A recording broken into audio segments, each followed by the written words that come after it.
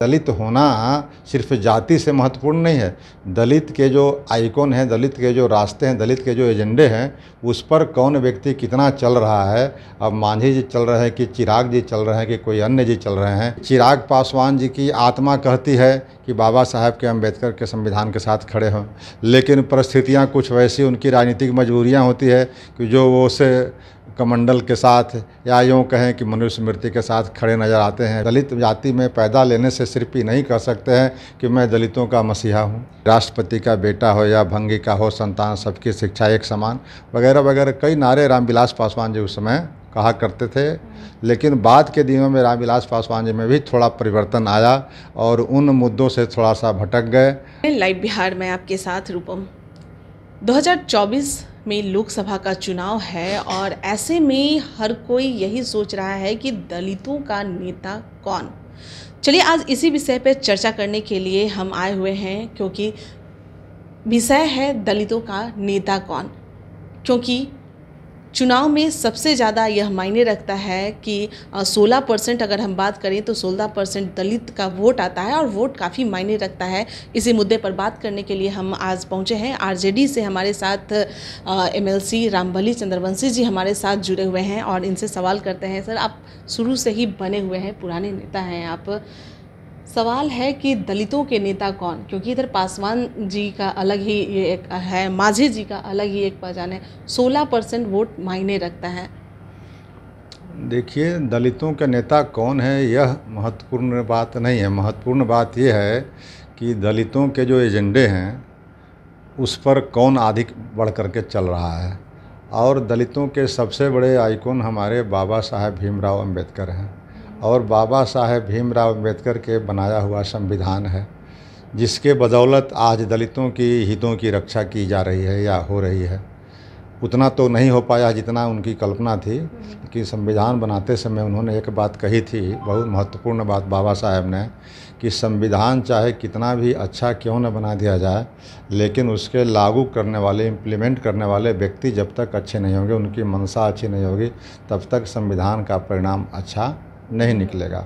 इसलिए मैं इस बात को इसलिए छोड़ता हूँ कि दलितों के मुद्दे पर, यानी बाबा साहेब अम्बेडकर के बताए संविधान पर या उनके रास्ते पर जो अगर गैर दलित भी आगे चलता है तो वह दलित का नेता हो सकता है। जैसे समाजवादियों के आंदोलन की बात मैं करूं तो पिछड़े वर्गों की नेता की बात पिछड़े वर्ग से ज़्यादा अगड़े वर्ग के लोग करते थे।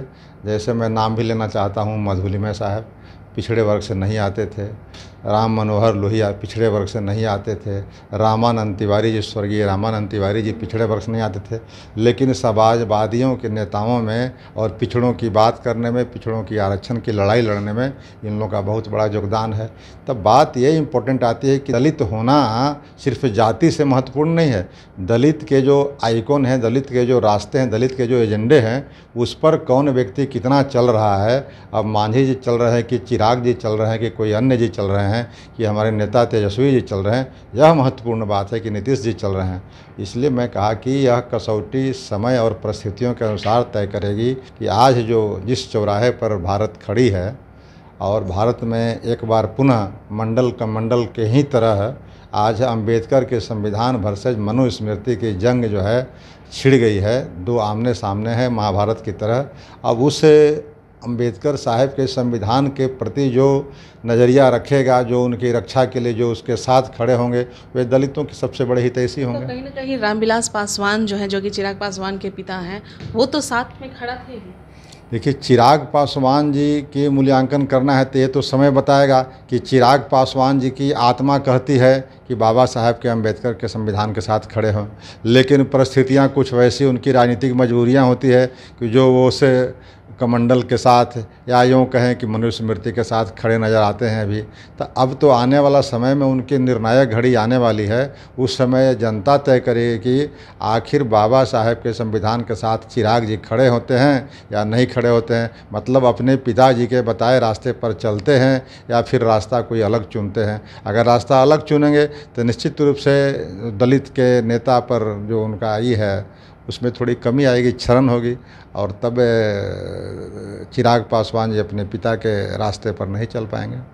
अच्छा, अगर वो दलित के नेता अगर बनना है उन्हें, तो अपने पिता के जो रास्ते हैं, दिखाए हुए जो रास्ते हैं, उन पे वो चलेंगे। अगर वो चलते हैं तो दलित के नेता वो बन जाते हैं।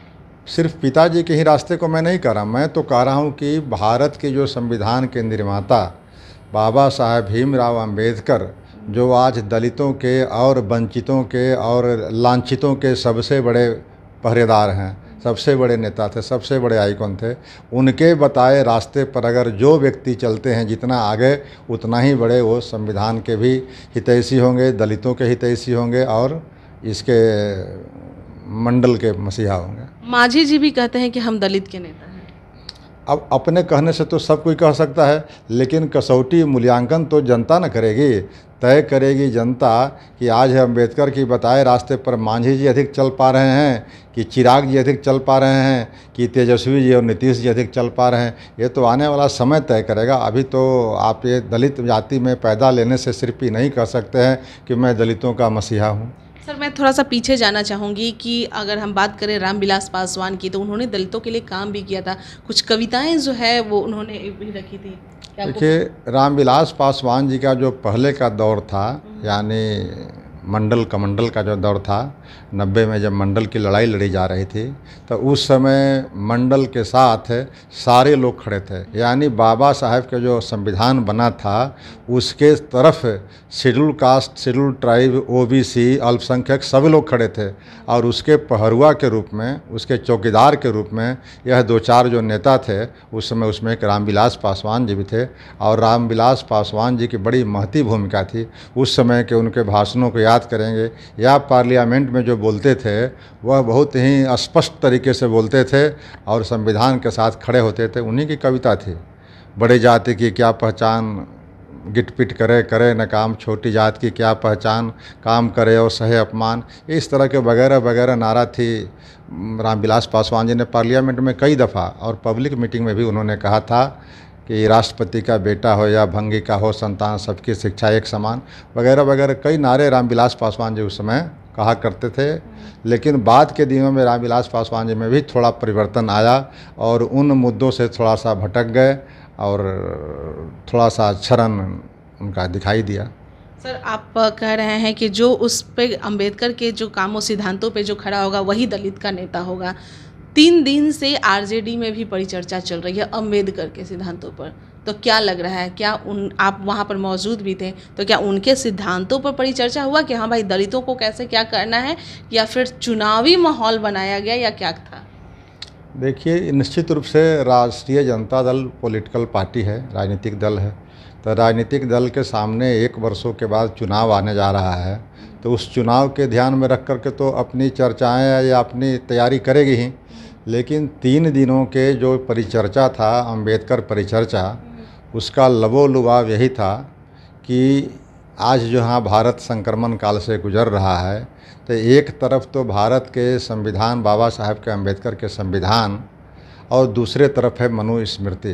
तो यह दोनों में जो द्वंद्व की स्थिति है, उस द्वंद्व की स्थिति में बाबा साहेब भारत के संविधान के साथ खड़े होना चाहिए। और कैसे हम खड़े हो, इसी की रणनीति, इसी की चर्चा, इसी की विस्तृत व्याख्या की गई और जो समझदार कार्यकर्ता थे, नेता थे, उनको बताया गया ताकि यह पैगाम जो है बिहार के हर लोगों तक पहुँचे, हर कस्बों में पहुँचे, हर गरीबों तक ये पहुँचे कि आज हम कहाँ खड़े हैं और हमें कहाँ जाना है। चलिए, बहुत बहुत धन्यवाद।